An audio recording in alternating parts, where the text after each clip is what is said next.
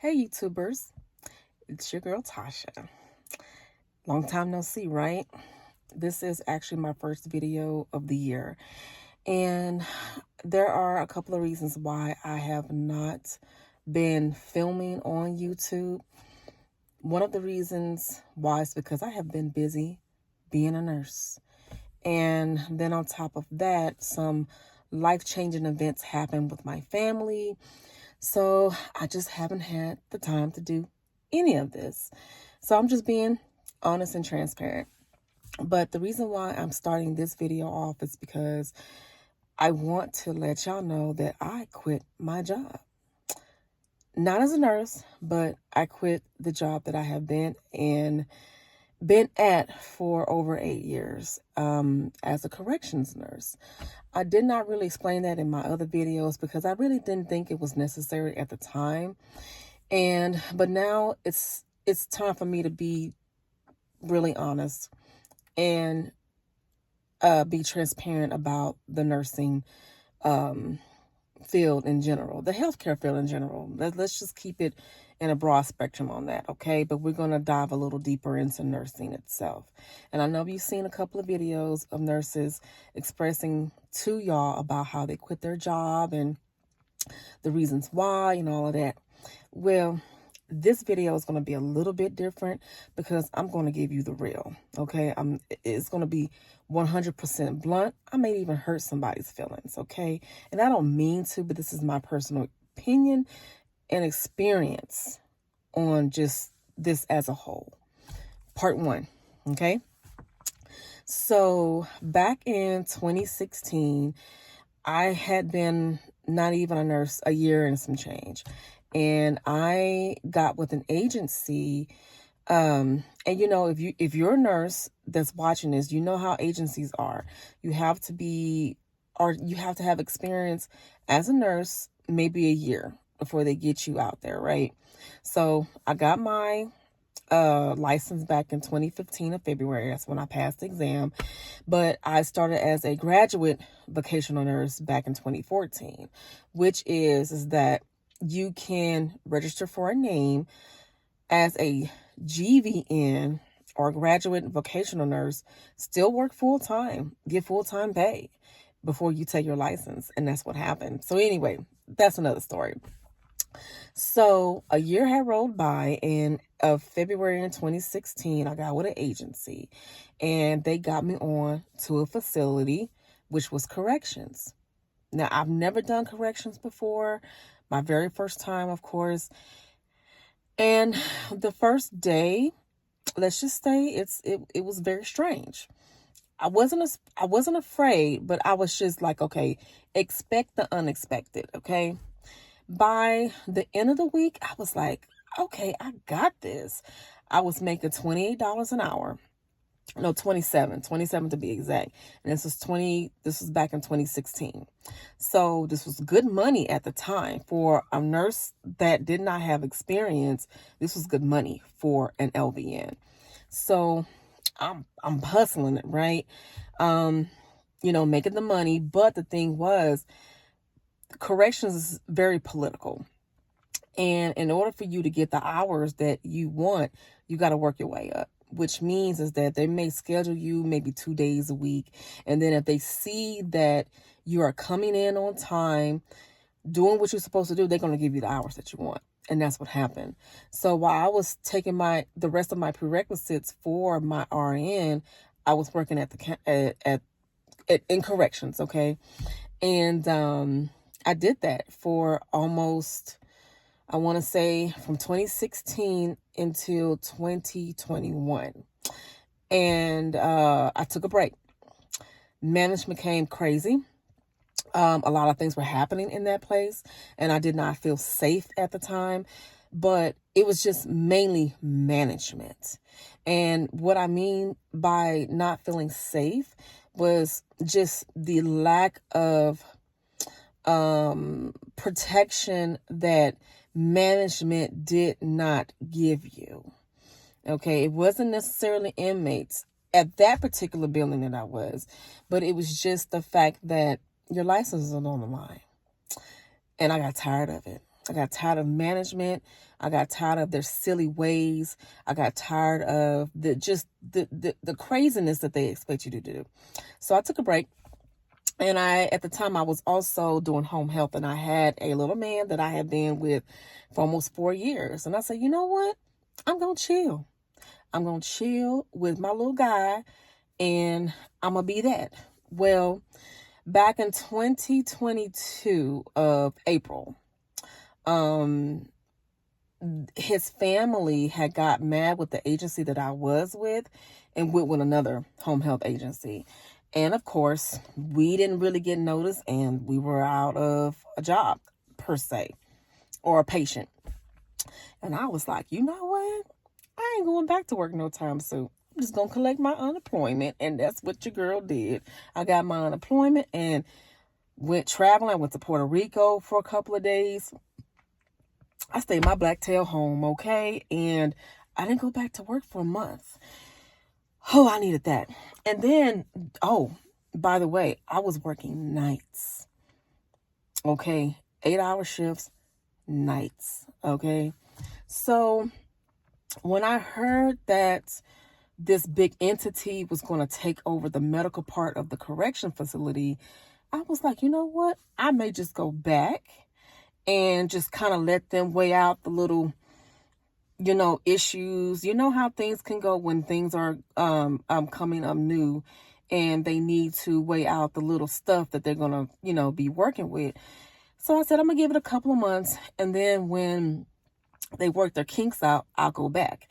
So back in January of 2023, I had got word that they were paying LVN's travel pay, which means that you can make up to $45 an hour and get overtime. So your girl went back, and it took me about 2 months to get on, because it was a long process, especially this new entity that took over. They wanted you to do a whole dictionary full of stuff, okay? Stuff that we didn't have to do back then. So your girl got on, right? And now instead of working 8s, it was 12s. And I was working 12-hour shifts at night. And the facility is about maybe 30 minutes away from where I live. But I live in such a big city, okay? So in order for me to get there on time, I would have to get up at least by 2 o'clock in the afternoon, get myself together, leave the house by 4 o'clock. Because if I didn't leave by 4:30, I was going to be in traffic until 5:30, okay? So you have to find parking. Then when you go into the facility, you have to go through this extensive, not pat me down thing, but just this, okay, well, you can't bring certain things in. If you know what I'm talking about, you know. And did that until recently. But here's the reason why, one reason why that I quit. The straw that broke the camel's back, okay? The EMR was messed up, and I could not log in. And I had been passing meds for about 5 hours. Five whole hours. No break, no restroom break, no snack break, no water break, nothing.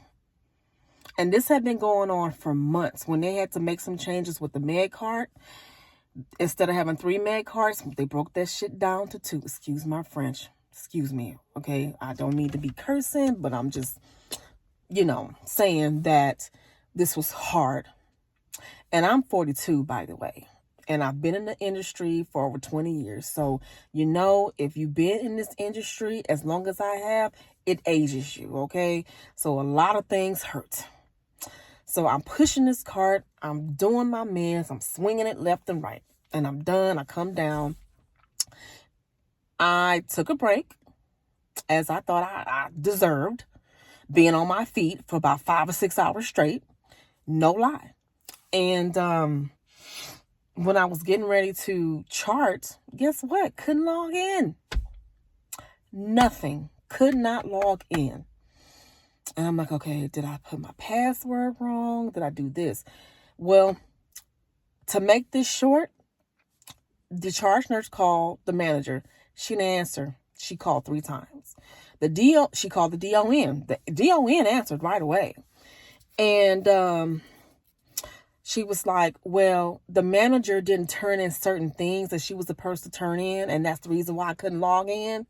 And this Mars system, Epic. I hate the hell out of Epic. And I don't know why that they would want Epic in a large facility like this. Anyway, so she calls back around 5, the manager.